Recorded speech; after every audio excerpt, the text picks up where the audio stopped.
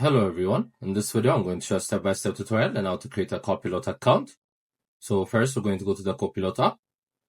Then next you guys could either sign in with your Apple account or your email. I personally chose to sign in with my Apple account. So once I enter my biometrics, they're going to create the account for me.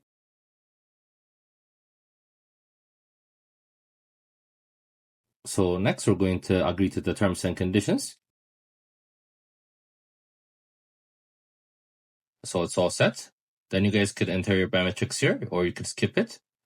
Same here, you guys could add your bank accounts here. You guys can link it, or you could skip it for later. So we're going to continue without them for now. Same with notifications, you can turn them on now.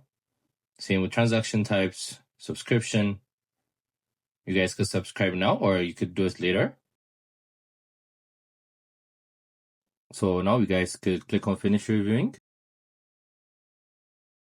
Then once you do all that, your account has been created. So that's how you do it. It's a very simple step. I hope you guys like this video. Subscribe for more, like for more, share for more. I hope to see you again. Goodbye.